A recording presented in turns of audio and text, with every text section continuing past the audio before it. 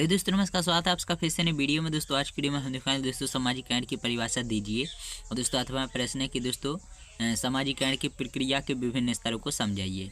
तो दोस्तों सबसे पहला है कि सामाजिक करण की परिभाषा की दोस्तों बोगार्ट्स के अनुसार सात काम करने सामूहिक उत्तरदायित्व की भावना विकसित करने तथा दूसरों के कल्याण संबंधी आवश्यकताओं की दृष्टि में रखकर कार्य करने की प्रक्रिया को सामाजिकरण कहते हैं। अब देख लेते हैं दोस्तों सामाजिकरण की प्रक्रिया स्तर। दोस्तों कि सामाजिकरण एक निरंतर चलने वाली प्रक्रिया है और इस प्रक्रिया की पूर्ति अनेक स्तरों या सीढ़ियों द्वारा होती है। सामाजिकरण के कितने स्तर होते हैं दोस्तों, इस प्रश्न के उत्तर में समाजशास्त्रियों और मनोवैज्ञानिकों के विचारों में भिन्नता है। और समाजशास्त्री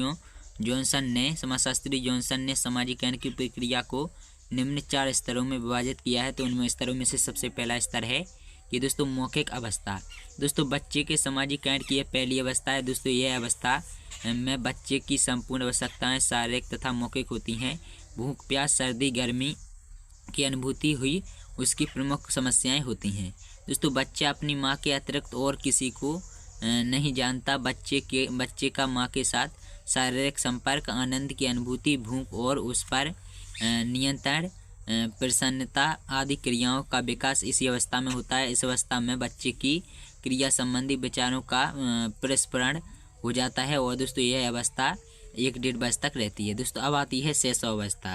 दोस्तों इस स्तर का प्रारंभ 1.5 वर्ष की आयु से होता है और इस अवस्था में बच्चे को कपड़े गंदे न करना, हाथ साफ करने आदि की शिक्षा दी जाती है। और दोस्तों इस स्थिति में बालक निम्न 2 भूमिकाओं में कार्यों का संपादन प्रारंभ कर देता है। पहला है माँ से प्यार प्राप्त करने की इच्छा और दूसरा है स्वयं माँ को प्यार करने की इच्छा।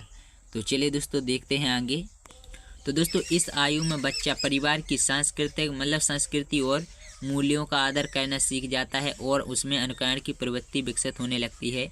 वह विभिन्न व्यवहारों और क्रियाओं पर ही केंद्रित न रहकर परिवार के अन्य सदस्यों के व्यवहारों से प्रभावित होने लगता है। इससे बालक के व्यक्तित्व में विविधता के तत्वों के विकास की प्रक्रिया प्रारंभ हो जाती है। दोस्तों तीसरी अवस्था है समरूपता की अवस्था। दोस्तों समरूपता या दोस्तों तादात्म्यकरण की अवस्था 3-4 प्रकार वर्ष की आयु से प्रारंभ होती है और दोस्तों 12-13 वर्ष की आयु तक रहती है। इस समय बच्चा अनेक प्रकार के पारिवारिक कार्यों को करने लगता है और यौन प्रवृत्ति के विकास की क्रिया भी इसी अवस्था से प्रारंभ होती है। और समरूपता की सफलता के लिए निम्नलिखित 4 पारिवारिक अवस्था से प्रारंभ होती है।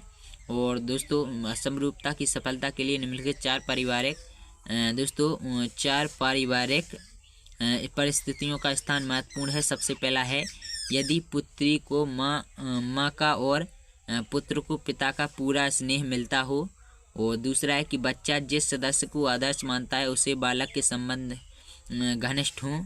और तीसरा है कि परिवार के अन्य सदस्य बच्चे को पिता में निष्ठा रखने को प्रोत्साहित करते हों। और चौथा है कि पिता का माँ से व्यवहार सम्मानजनक हो।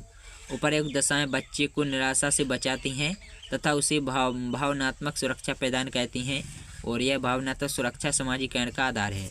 दोस्तों चौथी जो अवस्था है किशोरावस्था।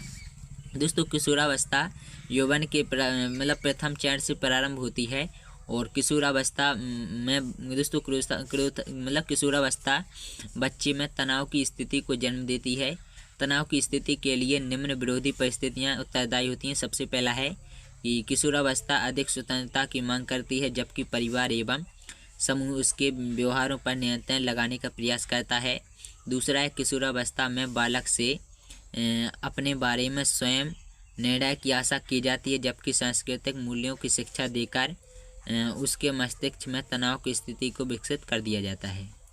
तो दोस्तों आशा करता हूँ आप लोगों को वीडियो पसंद आएगी। वीडियो पसंद लाइक शेयर करना, चैनल पर सब्सक्राइब करना ना भूलें। चलिए दोस्तों मिलते हैं अगले वीडियो में, तब तक इसका जय।